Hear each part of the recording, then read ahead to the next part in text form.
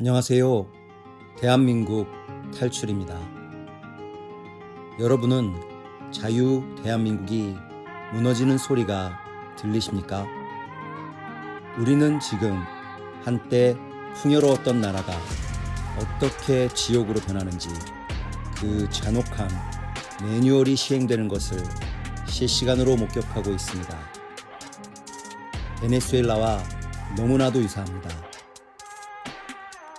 독재는 판결문을 고치는 손가락에서 시작됩니다. 베네수엘라의 차베스는 대법관 수를 늘려 사법부를 자기 사람으로 채웠습니다. 지금 대한민국도 똑같은 길을 걷고 있습니다. 14명의 대법관을 무려 26명으로 늘리겠다는 무리수. 그 속내가 무엇일까요? 대법관 자리에 앉고 싶은 판사들은 벌써 정권에 딸랑거리고 있습니다. 양심을 버리고 정권의 입맛에 맞는 판결을 내리는 자들, 그들은 이미 대법관이 되기 위해 줄을 선 자들입니다.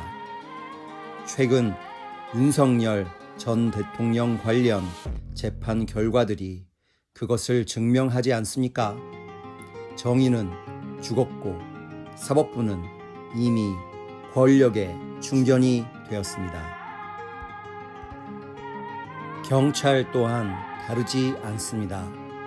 최근 전한길 선생님 사건을 보십시오. 고작 명예훼손 혐의를 수사한다며 구속영장을 신청하고 수갑까지 채웠습니다. 이게 정상적인 나라입니까?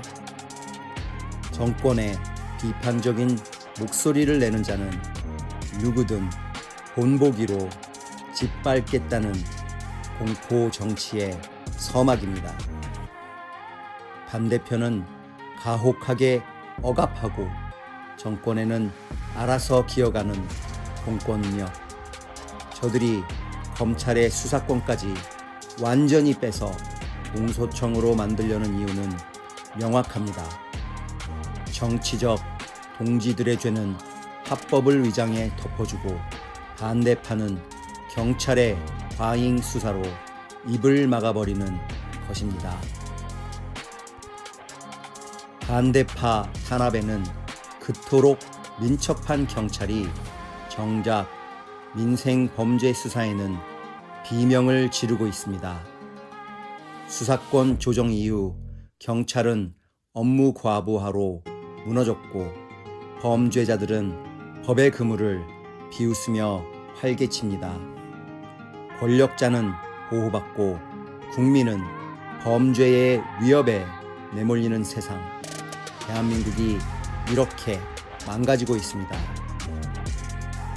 선거 시스템이 침식된 것은 이미 오래되었습니다. 수많은 의혹에도 수사조차 거부하는 무소불위의 선관위, 그리고 그 지역 선관위 위원장을 대법관들이 겸임하며 셀프 재판을 하는 기괴한 구조. 이 정권을 옹호하는 선거 관리와 침묵하는 언론 속에서 민주주의의 탈을 쓴 독재가 완성되고 있습니다. 이제 보십시오.